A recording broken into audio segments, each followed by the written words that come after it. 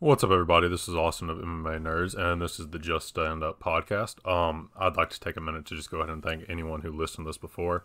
It it was fun finally starting this last week, so I'm glad that it was well received by most people who listened to it. It was overwhelmingly positive feedback, which I really do appreciate. There was some good comedy in some of the feedback that I got from people. I forgot that was going to be the first time most people had heard me talk, outside of the people who were back for the old hammock long question and answer podcast type thing that I did on Instagram Live a few months ago. So those were that was some good laughs that I got from reading the responses to that.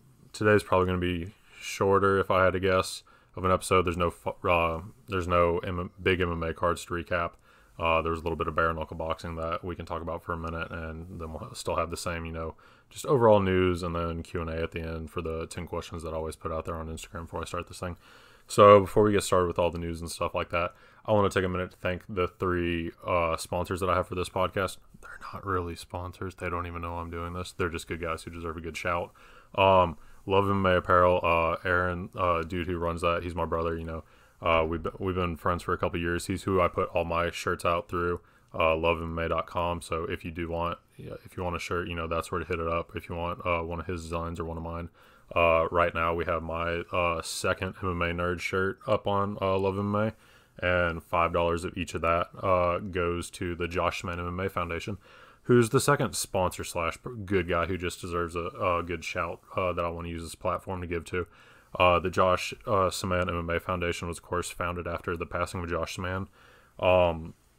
The goal of the foundation is to take donations and provide athletic scholarships to younger athletes in the mixed martial arts community. Just starting out your career, whether it be amateur or professional, that is when it's some of the most costly in terms of how much money you actually make to how much money you need. Through the foundation's donations, they create scholarships for the young athletes to help pay for things like medicals, travel, gear, gym memberships, anything that young athletes need. They create scholarships to that to help, deserving fighters around Florida have a chance to have a little bit of relief when they start out their fight career. A little bit goes a long way. So they're great people. $5 of my shirt goes to the foundation each time. You can support them by going on their website. I want to say it's joshmanmmafoundation.com. It may not be. I didn't double check it before I started this like a moron. Just Google Josh Man MMA Foundation. Mitch, the guy who runs it, he's very good people. He was Josh's friend. I've had a lot of communication with him. He's a solid dude. And they're doing great things with that foundation. So I just want to give them a little bit of attention at the start of the podcast. And the third person who I thought deserved a little bit of attention was MMA Bobblehead. Their company is something that works great with me. Some people know one of my little nerd hobbies is I do collect some bobbleheads. I collect Funko bobbleheads. I collect regular bobbleheads. It's just one of those fun little nerd things I picked up, when I was a little bit younger. So what MMA Bobblehead does is they work directly with fighters. The founder of the company hand sculpts, hand designs, hand paints everything for the bobbleheads. They're really unique. I believe he's got 5 fighters and MMA personalities right now. He has Dan Henderson, Chuck Liddell, Bruce Buffer, Cowboy Cerrone, and Brian Ortega. I actually have the Brian Ortega and Bruce Buffer one sitting on my desk, and I'm looking at them as I'm recording this. Everything he does is great. Craftsmanship. He's really close to 10,000 followers, so if you want to give him a follow and help boost up his business a little bit, he's great. He's great people. If you want to collect MMA memorabilia, those are something that's great to just have sitting around. So again, these three guys, Love MMA, Josh Mann Foundation, and MMA Bobblehead, they're not really sponsors. They didn't even know I was going to do this at the beginning of the podcast. I just wanted to have a little bit of fun, do a fake sponsor read for those three guys. They just all deserved a little bit of attention. They're all great people. They're all huge MMA fans themselves. And the way I see it in the MMA world, support businesses that are actually run by fans themselves, not just big corporations. So that was just my little fake sponsor read before we get started with this. Again, they didn't know what's happening, so that'll be a surprise. I know at least 2 of them listen to this. So since we're just gonna jump right into fight news, starting off early now. We're 5 minutes in. We're just going to go over, news that came out since recording the last podcast. Nothing fancy. I still don't have it set up so I can do interviews with fighters or anything yet. So the best I can do right now read out news, do recaps of the fights, and then, you know, answer Q&A stuff. So as for news that came out since the last podcast I did, Alexei Oleynik is stepping in for Alexander Volkov to face Alistair Overeem at the UFC St. Petersburg card. I believe that's on April 20th in America. Volkov had to step aside. I believe it was just an undisclosed medical reason. So, I mean, it's a shame. I was looking forward to seeing Volkov versus Overeem. That would have been a good striking battle. But Alexei Oleynik in himself, you know, he's a submission wizard in the heavyweight division, probably the premier submission artist in heavyweight now that Verdum's suspended and looking to be released from the UFC. That'll be a good fight. You know, Oleynik's ranked number 9 right now. Overeem's at number 7. You know, you win that fight, you're probably 2 fights away from a title fight, if I had to guess. You know, fight maybe a number 5 and the number 1 or 2, and if you win those 2 from the winner of this fight, yeah, you could be looking at a title shot within the next year and a half. So that'll be an interesting fight. I know it's probably on midday in America since it's going to be a Russia card. Good fight. Sucks that Volkov dropped out, but solid replacement on the UFC's part. As such a short notice replacement within like 3 weeks of the cards, that's a lot better than some of the replacements that we're getting lately. Another fight that was announced was Volkan Ozdemir. He's facing off against Ilir Latifi at the Stockholm card. I believe it's June 1st. That's the card that's going to be headlined by Alexander Gustafsson and Anthony Smith.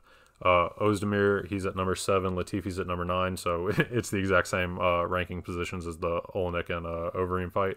So it's the same thing. Light heavyweight, you're arguably 1 or 2 wins away from getting a title shot against John at this point. They just need guys who he hasn't beat at this point. So that's another good fight. Ozdemir's on a little bit of a skid. Always dangerous though, heavy hands. Latifi is one of those guys who people want to see get the top 5 opponents. So that's a good fight for what it is, being announced for June. The biggest announcement that came out, this is the one that I wanted to talk about the most, is Jack Hermansson is stepping in for Yoel Romero, who pulled out, I believe it was influenza or something, flu or bronchitis, something like that. And he's going to face Jacare for the main event of the UFC Fort Lauderdale card that is in April. What's funny was last podcast was I spent probably 3-4 minutes talking about how Jack Hermansson should face the winner of Derek Brunson and Elias Theodorou, because ranking wise that made sense. And at the time when I was recording the podcast, they hadn't bumped him up in the rankings from beating David Branch. Excuse me. So Jack's ranked number 10 now. He's going to be facing Jacare, who's ranked number 3. To get Jacare to take the fight, it was said that he was promised a title shot with his win over Hermansson. Where the problem begins with that, I believe, is this weekend we have Israel Adesanya facing off against Kelvin Gastelum for an interim title fight. Robert Whittaker is, of course, he just got back to training from that emergency hernia surgery he had when he had to pull out of the Kelvin Gastelum fight a few weeks ago. He just got back into the gym within the last week or so, I believe. So the issue with promising Jacare a shot over beating the number 10 ranked fighter, I don't honestly believe he's going to get that shot. So the problem is going to be the winner of Israel versus Kelvin could face off against Robert. Let's say realistically, if we're in April, Robert's still healing up.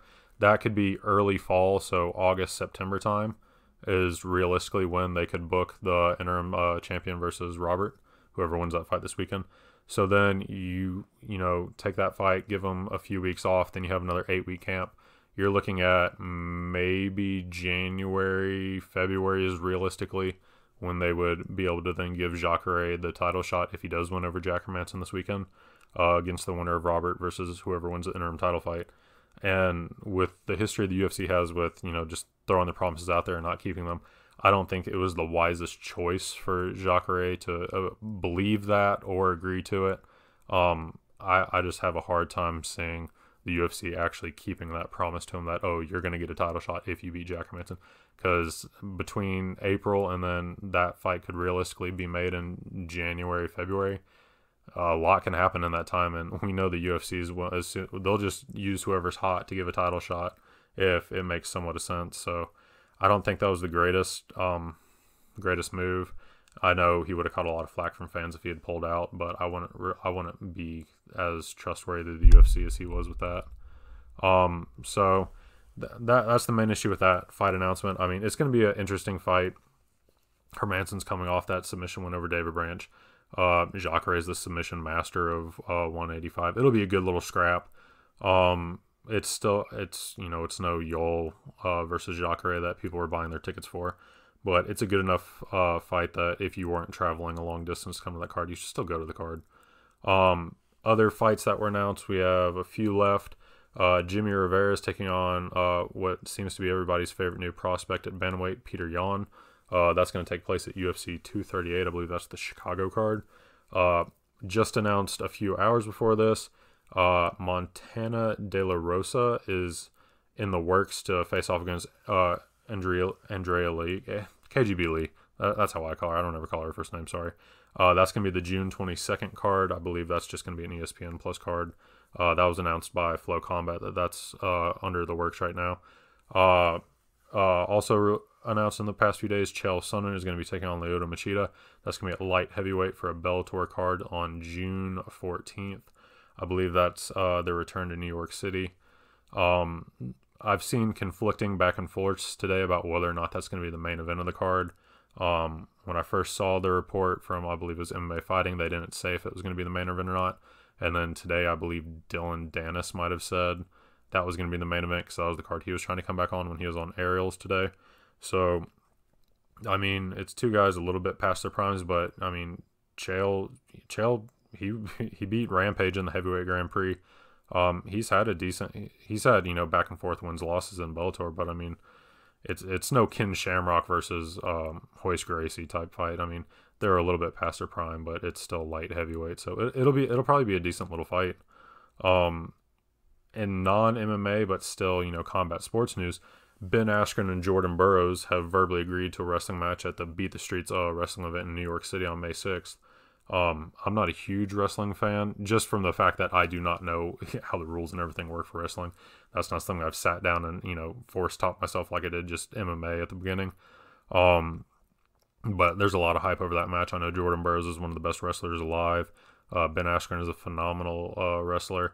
I believe the proceeds from that event go to some form of charity. I'm not entirely positive. I read the article real quick today before I left for work.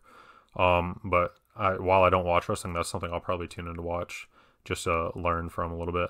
And a little more looser MMA related news. Bare knuckle boxing was this weekend. Everybody's most controversial combat sport apparently nowadays. I didn't watch the card. I kept up with the results of it on Twitter. There were some good fights on the card from what I was seeing from people. A couple of buddies were watching it at the same time, telling me about it, and I saw some of the highlights and whatnot. Former UFC fighters Isaac Valley Flag, Johnny Bedford, Chris Lieben, Chase Sherman, and everybody's favorite T-Rex Artem Lobov picked up wins on the card. I know Isaac Valley Flag, Johnny Bedford, Chris Lieben all got finishes. Chase Sherman had a split draw that was some people were calling controversial, and then Artem Lobov had what everybody was calling, one of the best fights they've ever seen with Jason Knight, Hick Diaz, as people like to call him.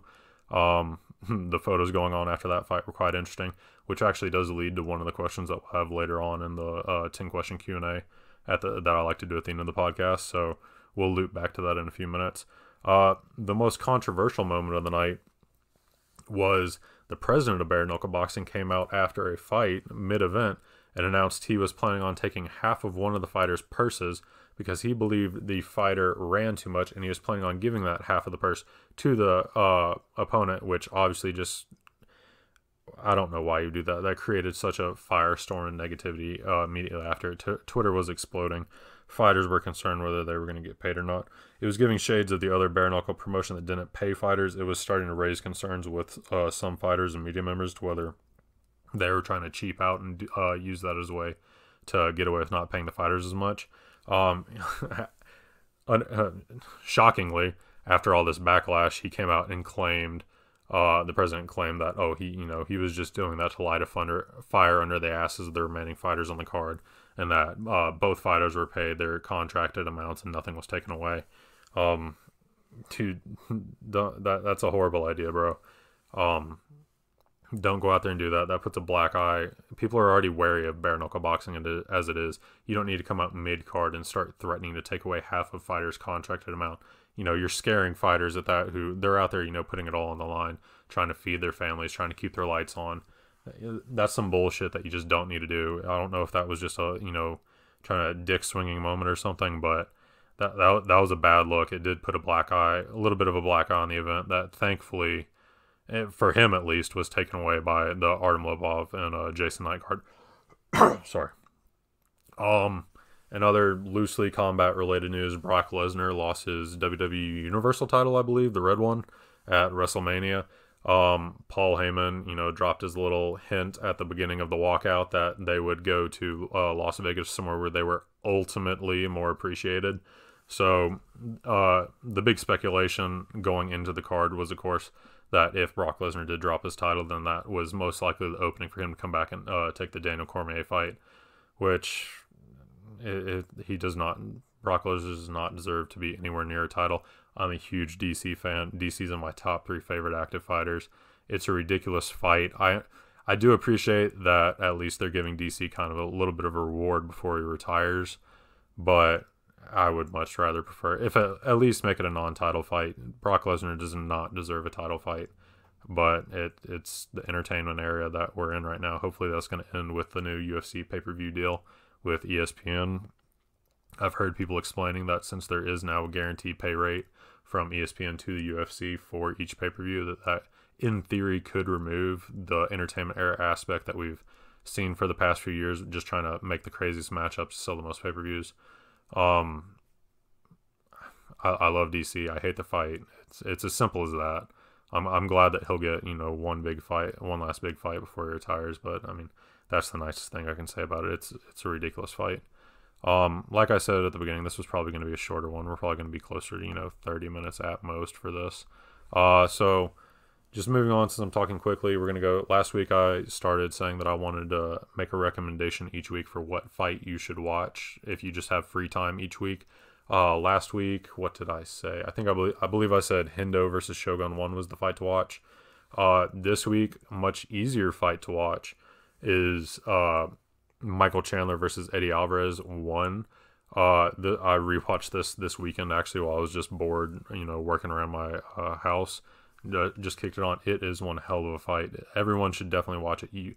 If you're a fan of the slobber knocker, rock'em sock'em type fights, this is the fight for you.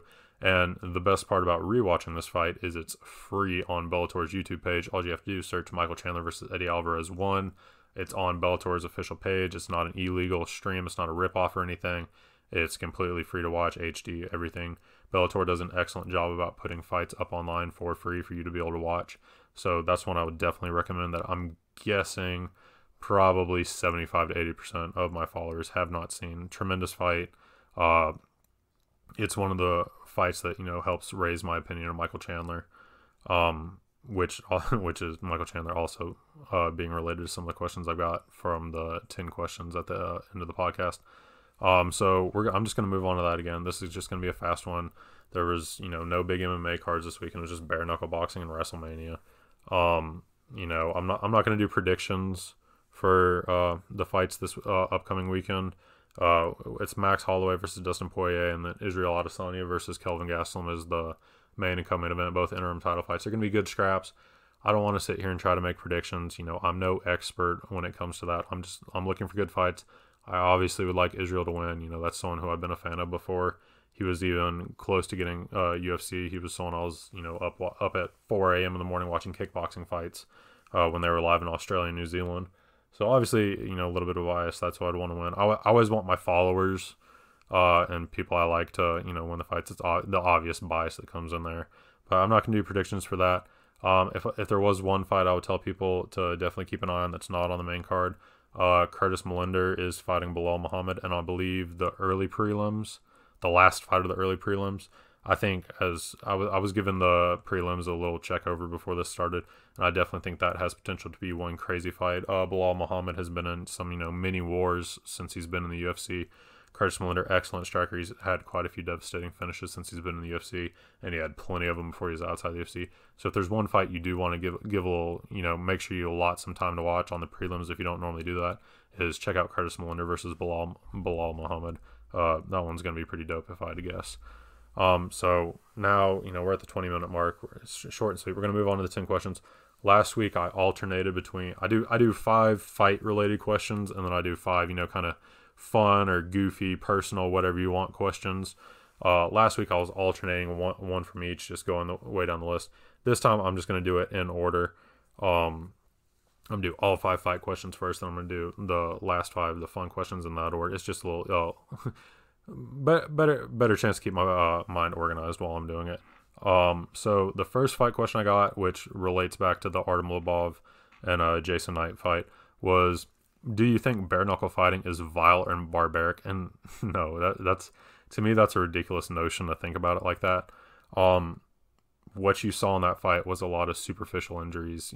Obviously their hands are going to be swollen. I believe Jason Knight did lose a tooth. That's one of the more serious injuries from the night. I'm sure there was a few broken hands. I didn't hear either of them come out and say they broke their hands. I could be mistaken, but I didn't hear it. There's a lot of cuts, which your face bleeds a lot when it does cut, and there was multiple facial lacerations, which is going to happen when you don't have gloves. That's part of the reason why they do wear gloves in MMA and boxing and whatnot. It does help reduce the amount of cuts. But is it vile or barbaric? No, they're just cuts. I mean, you have no problem watching MMA where someone can, head kick a fool with their shin bone, put them to sleep. You can have guys submitted to. When I attended the Cowboy Cerrone and Rafael Dos Anjos rematch title fight card on the prelims, I don't remember who it was. Someone was held in a submission so long they had a seizure after the fight. Is that too vile or barbaric? No, it's part of the sport. So, do superficial injuries, just cuts on the face, does that make it vile or barbaric? No. I've seen a lot of MMA media types, say that it's disgusting. I don't understand it at all. We've watched Anderson Silva snap his leg in half in MMA. We have no problem watching the fights, knowing down the line that there's going to be issues with the brain from all the repetitive blows to that. We have no problem ignoring that, but then we're going to have an issue when people have cuts on their face. Come on. In MMA, we always respect and call all the fights when there's, a few cuts, wars, bloody wars, and we celebrate that fact. So just the fact that they don't have gloves on, that doesn't make it vile or barbaric. If anything, it just makes it a more pure form of striking. I've got no problem with bare knuckle. I don't watch it. It doesn't interest me just because it's boxing. I just don't like boxing that much. But it's not, I don't think it's vile or barbaric. I don't think there's any issue with it whatsoever. If fighters want to fight under that rule set, more power to them. It seems to be a way for more, middle to lower level MMA fighters who fought in the bigger organizations. It seems like a good way for them to make some good money and be treated a lot better than they were when they were in the bigger organizations. So more power to them with that. So that was the first question. I wrap it up. It's fine. Just it's blood, people. We've seen worse. Second question: what's one change in the UFC rule set you would like to see? I believe this person might have been, leaning a little more casual. I think they might have meant like the unified rules of MMA, but I'm going to take it for face value for the UFC rule set. What would I like to see changed? I would love it if they removed the show win bonus structure of paying fighters and just made it a flat fee. A lot of people like to make the argument that, if you remove the win bonus, then they're just going to, fight safe and then coast to get the win. Add a finish bonus. Add a $10,000 or $20,000 finish bonus. That's more than enough to see guys go out there and put balls to the wall. It's ridiculous that in 2019 guys don't know if they're going to walk away from a cage fight, if they're going to have $10,000 or $20,000 because of win bonus. Give them a flat fee. Let them be able to plan. I believe if you give a flat fee, it'll make fighters be able to prepare even better for the fight because they'll know exactly what they're going to get paid, and they'll be able to dedicate more time and less worry to their pay if they know exactly what they're going to get coming into the fight. Set up a finish bonus. They can't argue that they don't like finish bonuses. They do it on The Ultimate Fighter every few seasons. I know a few of the middle of the road season there was definitely finish bonuses. So remove show win, put in finish bonuses if you want finishes. I think that's the way to do it. I think more fighters would enjoy that. it definitely make their lives a little more easy, especially the guys who aren't making, even $50,000 as their show bonus. There's still guys who are making $10,000, $12,000 as their show bonus. And if a good chunk of that is taken away by taxes, paying your coaches, paying your gym fees, paying, a lot of them they have to pay their medicals. That $10,000 seems like a lot just to a regular person like us reading that, but that goes quickly when you're a fighter. So bump it up. You can afford it, UFC. I have a strong feeling it would make the fights even better if you set it up that way. Third question was, how do you think Luke Rockhold will do at 205? That one's an easy answer. Water break, sorry. Gotta hydrate. I think Luke Rockhold probably will be a top 5 fighter at 205. I don't see him getting past John Jones. I'm sure they're going to try to push him to a title fight. They can move that AKA versus John Jones narrative pretty easily to sell the fight. So that's probably what they're going to do. They're probably going to, I believe, who's he facing? He's facing someone like Misha Serkinov or someone. I don't remember who it was. It was like a number 8 or number 9 ranked guy. I'm not going to just double check it right now. There would just be awkward dead silence while I Googled that. But they're giving him like a 8, 9, or 10 guy, I believe, for his debut at light heavyweight. If he wins that, they're going to immediately give him a top 5 guy, and then they're probably going to try to push him to title fight. He can be. I believe he easily can be a top 5 fighter at 205. The Alexander Gustafsson fight is a fight that I know both fighters were interested in that happening somewhere down the road. A lot of people wanted that to be Luke's debut at 205. I believe Luke could struggle in that fight, but ultimately he could pull out the win. But I do not see Luke Rockhold beating John Jones. I don't really see anyone on the roster beating John Jones. It sucks to say as someone who does not like John Jones, but steroids or not, John Jones is the most put together fighter in the UFC at this time right now. So I don't really see anyone. There was a lot of questions, do you see Thiago Santos or Johnny Walker beating him? No. I assume just based off what we've seen from John Jones, the only person that can make John Jones lose that belt is John Jones, whether we like it or not. So what's the next question? How would Michael Chandler do in the UFC? Pretty close to the same for Luke Rockhold. I think he would be a top 5 fighter pretty quickly. I think he is one of the now Mighty Mouse is the best fighter outside of the UFC. There's no question in that to me. I used to say it was Michael Chandler, but so Michael Chandler, top 2, top 3 fighters outside of the UFC. He can throw hands. He trains striking with Henry Hooft. He's got pressure and pace with grappling that not a lot of people can match. I think he's had some wars. The recommended fight that I said of Chandler Alvarez, just go watch that, see if you want to see if he can handle a war or not. A lot of people say, ooh, Sada. I believe he'd be fine.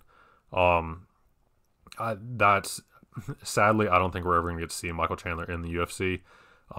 He's always been a Bellator guy, and each time he comes close to free agency, Bellator has to come in and make the next biggest offer so that the UFC can't get him. I thought we were going to get him last summer when he was a free agent.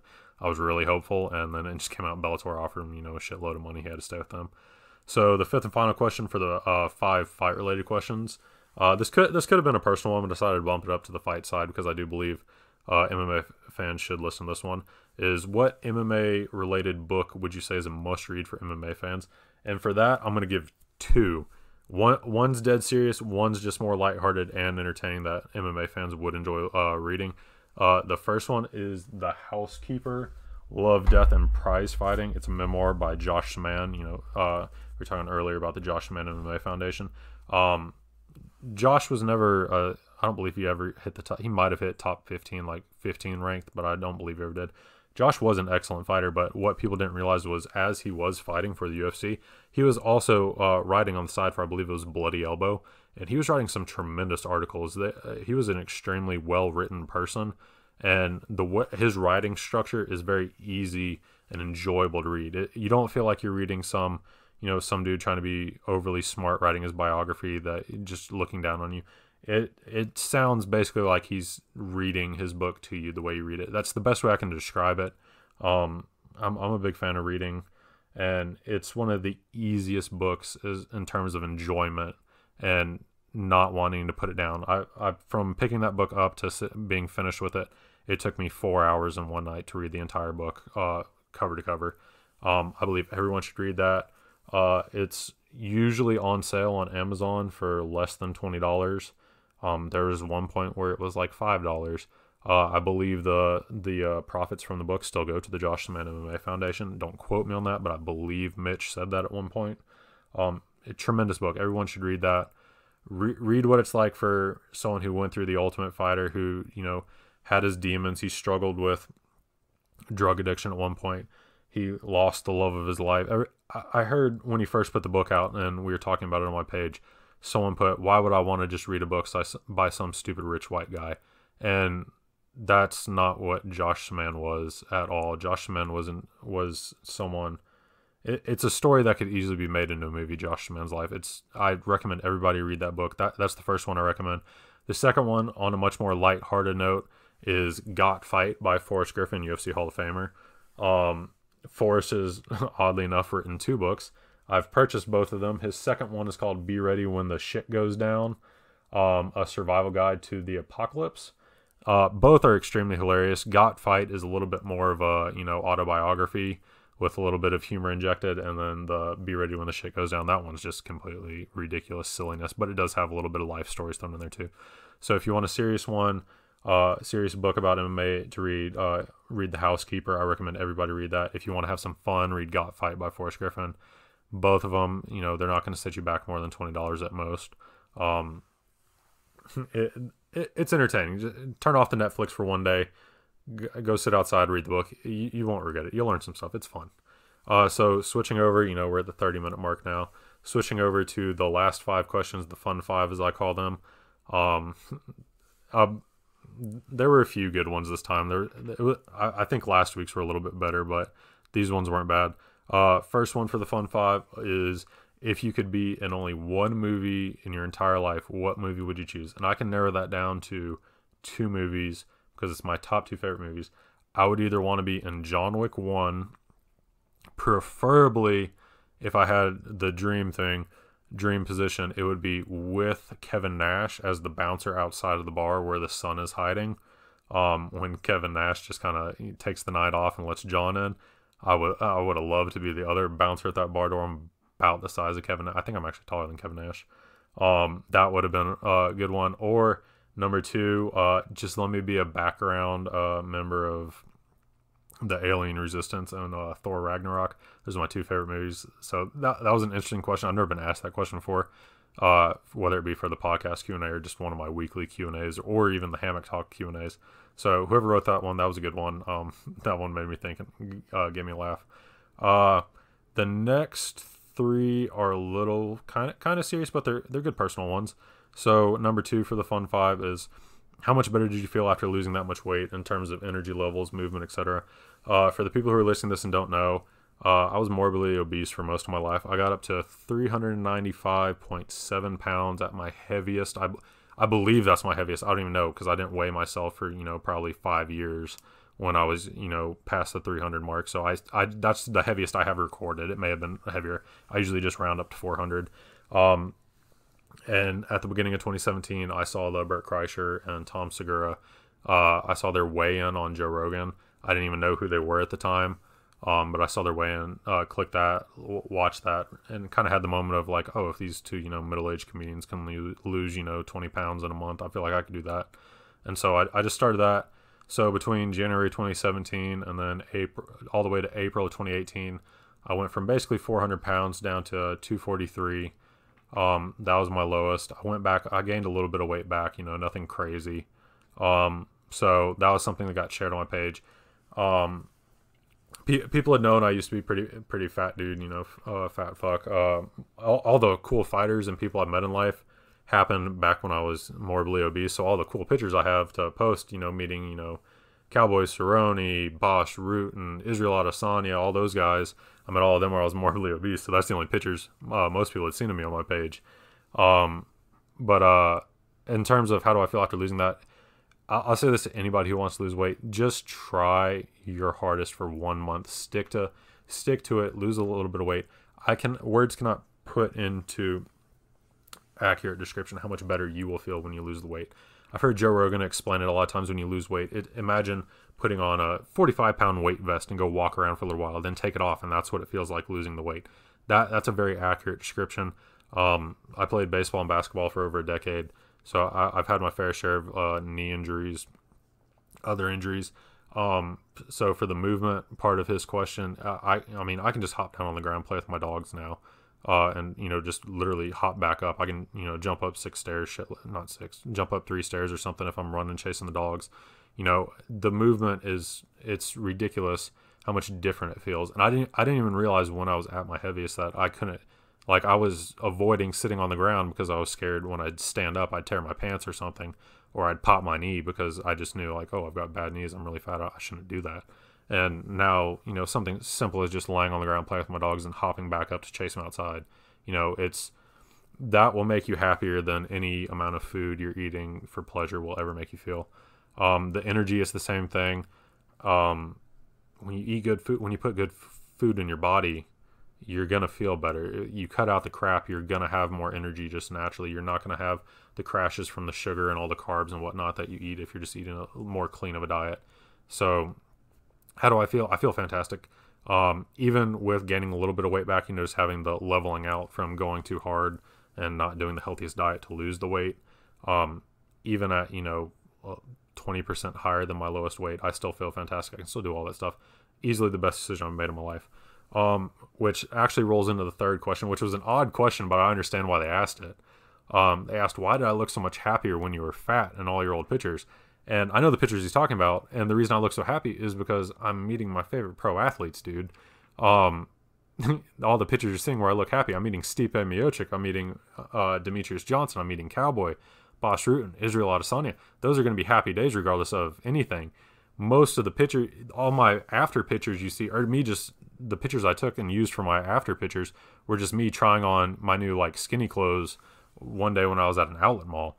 Like, I don't just I'm not just an inherently smile person. So if I'm just taking a picture that I didn't even plan on using as my after picture, I just inherently am not going to be smiling. So the reason I look happier in those pictures is because that's like a top 5 day of my life, meeting Stipe or Mighty Mouse or something.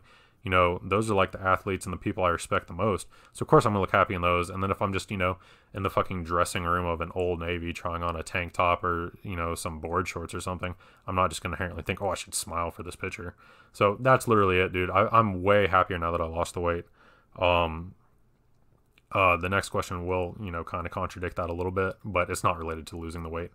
So yeah, why do I look happier? Because I was meeting cool people, dude. It's as simple as that. There's no deep meaning. It's not like, oh, I was happier when I was fatter. No, I've had depression issues my entire life, but they were definitely a lot worse when I was feeling horrible about myself, the way I looked and the way my body felt. So, I mean, it's just, I didn't think to smile, bro. It's as simple as that. The fourth question, this is where it gets a little bit serious, but some people know about this. What is the hardest thing that you've had to do in your life? And for me, I mean, if my mom or any of my family listen to this, which there is a chance, I know my family listen, a good bit of my family listened to the first episode. If they listen to the second episode, I'm sure this will make someone cry. But the hardest thing was easily taking care of my dad. This is another thing for that. If you don't know, I mean, some people know I do answer this pretty candidly on the Q&As if questions get brought up about it. 1 second, a little water break before I go into this. I do answer this pretty candidly. My dad had stage 3 turned stage 4 lung cancer that metastasized, which means the tumors grew in other parts of his body. So it metastasized to his adrenal gland and his brain at the later stages of his life. So he was diagnosed in 2016. All of 2016, he could still go to work. I was just responsible for taking him to chemotherapy because, that's a long process. You're there for several hours. It drains your body. You're essentially injecting poison in your body that attacks the cancer cells, but it does also weaken the other cells in your body. So it makes you feel like shit. So all of 2016, I was in charge of taking him to that. I was in charge of, picking up all the manual labor stuff around the house. He could still go to work. He was a superintendent in construction. So once he was diagnosed with cancer, they stopped making him walk the field as much, let him stay in the office, but he was still going to work for that. 2017, was it 2017? Yeah, no. Midway through 2016, he had a lobectomy. They removed the bottom third of his lung because the mass in his lung was so large that it wasn't shrinking enough with chemotherapy, so they decided to cut out the bottom third of his right lung. So I was, of course, he was in ICU for, I want to say, a week and a half, 2 weeks for that. So I was, of course, his caretaker for that. I was going to school. In 2016, I wasn't going to school. In 2017, 2018, I was going to school at the University of Houston. So all I was doing was going to school and then coming home, taking care of him. 2017, he was still doing chemo. The cancer metastasized to his adrenal gland. So it started hurting for him to walk, but he could still walk for most of the year. He started getting pneumonia a lot because your pneumonia is a lung, it gets in your lungs. That's how and he already had really compromised lungs. So he started getting repeating pneumonia a lot throughout 2017. So you can't do chemo when you're on that. So it was allowing cancer to grow more. So he was basically stuck at home after that. He stopped working, I want to say September 2017. And, he was in and out of the hospital a lot in 2017. So when he was at the hospital, obviously he has nurses there to take care of him. But when he was at home, he wasn't going to work starting in September. He quickly became not technically bedridden, but it was in his recliner. So he was starting to have problems walking, just muscle atrophy from sitting in the chair. He didn't want to walk because the mass on his adrenal gland would hurt when he would walk. So then if you don't want to walk, your muscles start to atrophy. You're already weaker from the cancer. So I was his caretaker for that, help him get up and down the stairs. He was a 200-pound man. I would help carry him up the stairs and whatnot, be his safety net, cook all his meals for him, bring him anything he needed in his chair, help him get to the bathroom. He was having to use a walker at the September point of 2017 to get around the house, which eventually got moved to a wheelchair. And then later on in 2017, it started to get worse. He could not walk. He could not bear weight on his legs. So now I was his full-time caretaker. To take him to the doctors, I was having to pick him up out of his recliner, put him in the wheelchair, take him in the wheelchair out to my truck.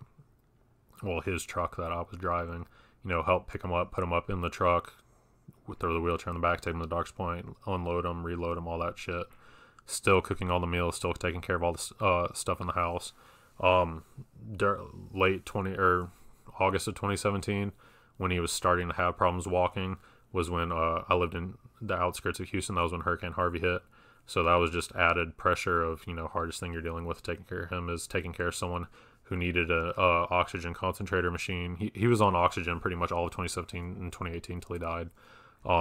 So there was effort added on for the hardest thing, the stress of, okay, now there's a hurricane that's flooding the entire city, having to go out and get a generator just in case the power went off. So his, he could breathe, so he'd still have his oxygen concentrator. Then early in 2018, metastasized to his brain. That's when it went full stage 4, I believe. The last few weeks of his life, he was having to get radiation directly into his brain. For the last 2 weeks he was alive. And, at this point, this is what people aren't going to want to hear. At this point, it's the way I describe it to my family. He was becoming less of a person, more of a patient. He wasn't really talking to anybody. He wasn't really communicating more than he'd have about an hour of talking in him a day. He wasn't responsive to a lot of things. We were just taking him to the doctor, trying to get him through the radiation, because that's really laborious on the body, especially when it's somewhere like your brain, and that's hell on you, and that weakens a lot of people. But if you can get through that, then you've got a little bit better chance of survival, is the way I understood it. And he 2 days before his radiation was supposed to end, we woke up at 2 a.m., took him to the hospital. He was making a weird rattling noise while he was breathing. Get there, they tell us, yeah, that's the death rattle, and he passed away a few hours later. So, as far as hardest times, we didn't have the world's greatest relationship. My dad was pretty hard on me and my brother as a kid. He did the best he could. He had a rough upbringing himself, so he didn't have the best example of how to be a father. So he was just trying to do what he thought was, best for us. But he wasn't going to win any parenting awards for the choices he made for some of the stuff. So it was kind of hard taking care of him. He didn't treat us overly well while we were taking care of him. There was a lot of fights during this whole process because of the way he was treating us, despite us trying to, just keep him alive. He was telling our grandmother that we were trying to kill him, that, we were trying to make his life hell before he died. We were having to hear that, on a weekly basis. Our grandmother calling us crying, saying that we were, treating him wrong and whatnot.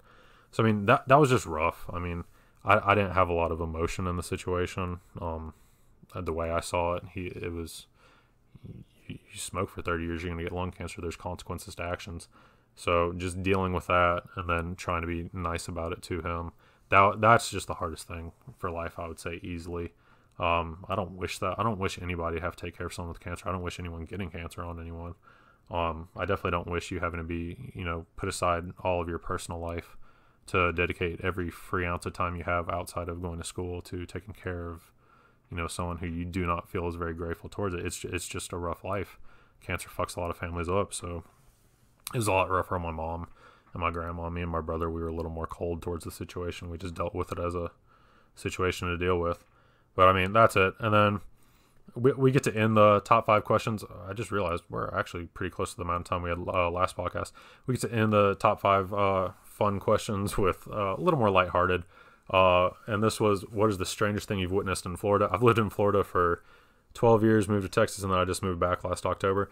Easily, I want to say the weirdest Florida thing is the bridge by my high school to go from Clearwater to St. Petersburg. Underneath the bridge was the, Tampa Bay. We were at the very top of Tampa Bay. But there was a little marshy area, that had some dirt in it. And some homeless people like to live under there. And one day I had to run from high school down to St. Pete to go get like fingerprinted for a job or something.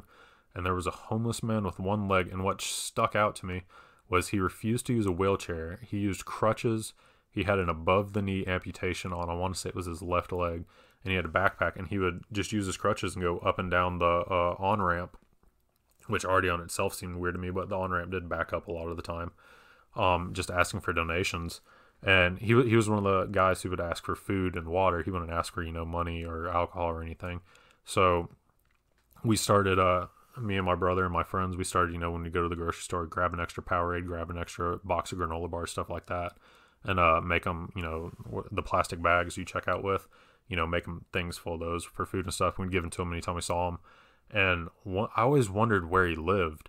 And the day when I was going to go get the fingerprints, I saw him sit down his back. I was waiting to give him a bag. I was like 5 cars back. It was congested. I saw him sit down his bag, open it, pull out a rope, like escape ladder that you would use like if you lived on the second story to like get out of your house is on fire, hook it to the side of the overpass, put his backpack on, toss his crutches over the overpass, or ramp, I should say ramp, not overpass, throw his crutches down there into the marsh area, hop over the wall, and then one-legged go down the rope ladder into the marsh area, where I can only assume he had his tent and whatnot. And that was easily, sorry, I'm starting to get the hiccups. That was easily peak Florida at its best.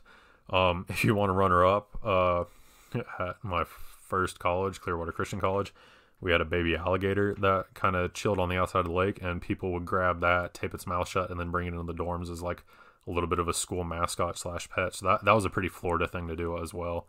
But I know everybody sees the Florida man stuff online and gets a good laugh out of that. So that's like my 2 best Florida man stories, just in the small little area that I live in that I've witnessed. So that's pretty much I have for all my notes for the podcast today. Again, there was no big MMA cards to go over, so there was no, who should fight who coming up. All we could do is recap bare knuckle boxing, a little bit of WWE, a few fight announcements in the questions. But as always, thank you for listening to this, especially if you're listening to we're 48 minutes in now. If you're listening to this entire thing, I especially thank you. This is something that I want to do for a while. I had a little bit of apprehension starting it. I finally started it last weekend. And since I started it, last Tuesday, since I started it, it's given me something fun to look forward to as a little bit of a project to give me a little bit of motivation to, keep up with the sport and whatnot. And it's just fun to be able to do this. So if you're listening now, I want to say thank you very much. If you could subscribe to the podcast, that really helps me out. Or subscribe to the YouTube channel. Subscribe to the Spotify, the SoundCloud, the Google Podcast, whatever your method for listening to this is. Subscribe it. If you're on YouTube, subscribe. Like the video, drop comments if you want. All of that helps the algorithm to help promote the podcast a little bit more, which would definitely help out. Also, if you're a sponsor, you want to be a sponsor of the podcast, fucking hit me up.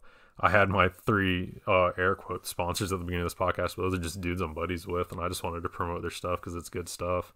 I'll definitely welcome, legit sponsors, hit me up. I don't really have anything else to say. So thanks for listening. Subscribe, like, comment, all that good shit. Have a good week. Everybody, we got good fights coming up this Saturday. Hope everybody enjoys them. And I'll be back next Monday or Tuesday to, recap those fights, talk about the fights coming up, answer some silly ass questions, answer some serious questions. And so thanks. This has been AJ for the Just Stand Up podcast and the MMA Nerds Instagram page. Everybody have a good rest of the day.